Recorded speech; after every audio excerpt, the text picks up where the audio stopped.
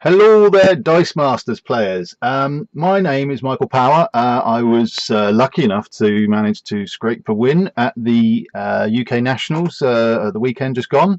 So that was pretty awesome, pretty chuffed, and played an awesome opponent, Seth, who gave me an absolute run for money, but I managed to scrape the win in the end. And I thought I've had a few people ask about the deck and how it worked, so I thought probably best to just do a quick video, take you through the cards. We'll do a quick buying order, and then perhaps talk through how I think the best way to beat this deck is. So no further ado, let's get on with the cards. So Yuan-Ti Purebloods, Epic Humanoid, the super rare. I managed to pick up a copy of this literally a week before the event.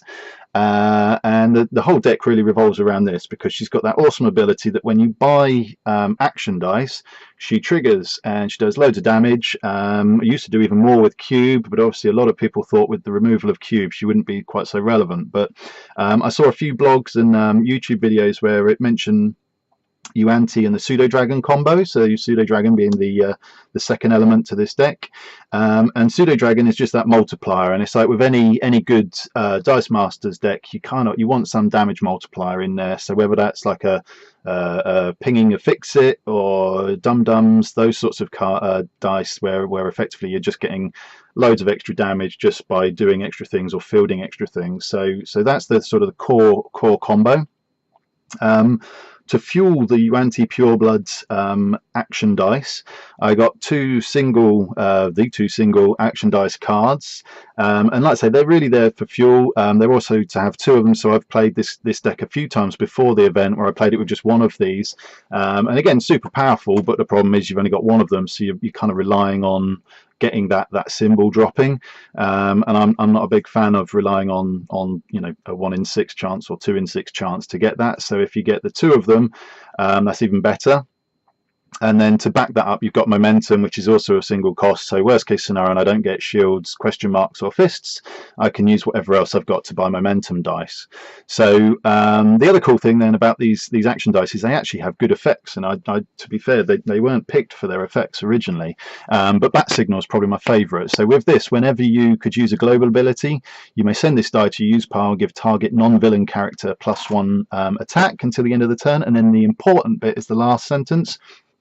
You may spin up 1 level. So this is awesome because it means you can get your Purebloods and your Pseudo Dragons out, and you can start spinning them up just by using the dice that you've used to do the damage in the first place. So that's super cool because it means people with their magic missiles and jubilees and their own attuned characters can't get rid of yours, which is fantastic. Kobold Trap is also pretty cool, but I think it's just more a bit fun than anything. So when your opponent fields a level 2 character dice when the trap triggers, and that would allow you to pull one of your character dice into the field zone on its level 2 side. So again, if that were to ever trigger, never happened for me, but maybe one day, if that were to ever trigger, then you can sort of back up your Yuan-Ti and Pseudo Dragon line effectively. So that would be quite neat. Momentum, I'll be honest, I'm not a huge fan of momentum as a rule, but when you combine it with resurrection, it means at least it's usable.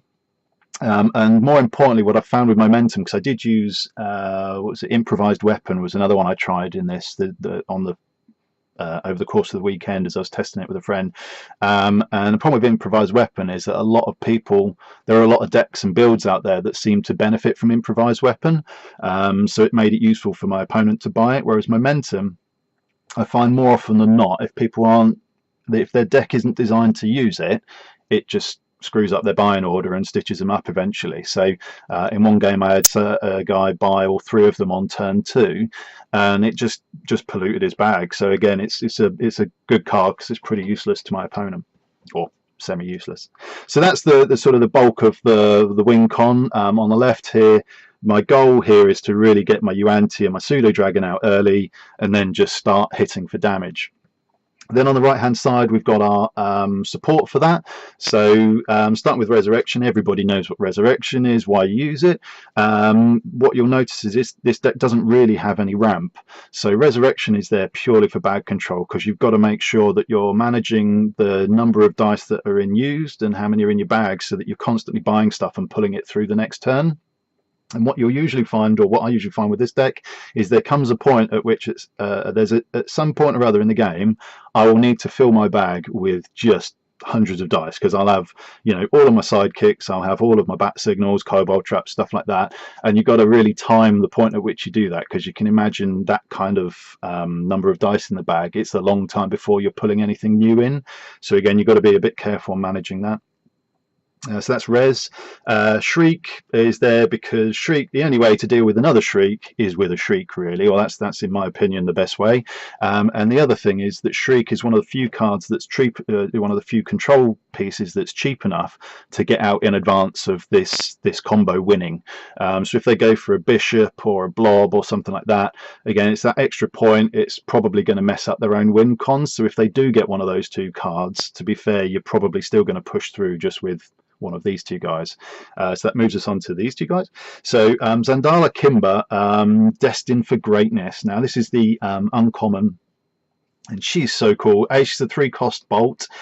She's got a tune, so again she also doubles up the pseudo dragon damage. So if I can get these two guys out and the pseudo dragon, then I'm suddenly doing 4 damage for every time I buy one of these guys. That's pretty cool.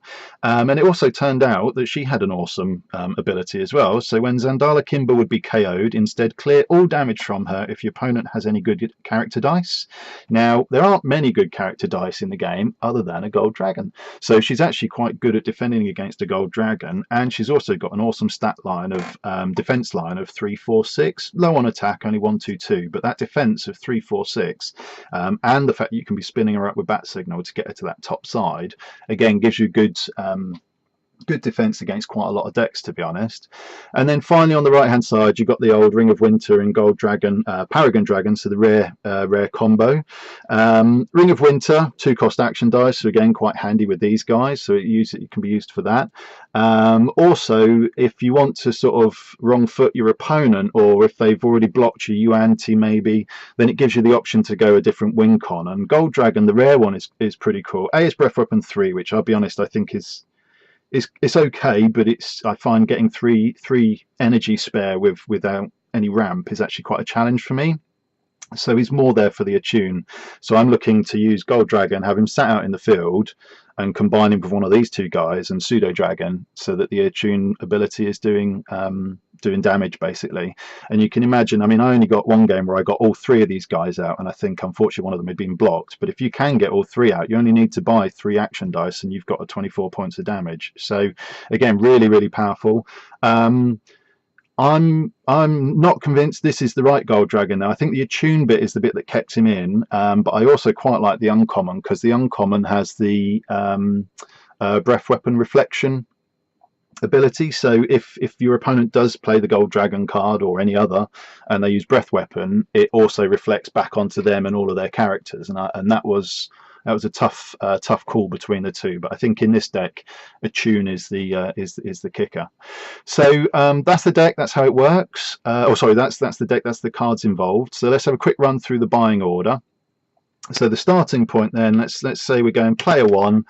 Player 2 is very similar, to be honest. It results in about the same thing, just a little bit of earlier damage. But let's go player 1. So my starting point as player 1. One's off in transition.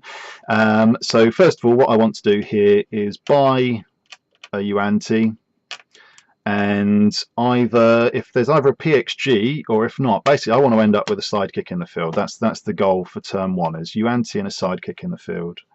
Then turn 2 comes along, and what I'm looking to do here then is, ideally what I want to do is use 2 dice to buy a Pseudo Dragon. Then I want to res that lot through.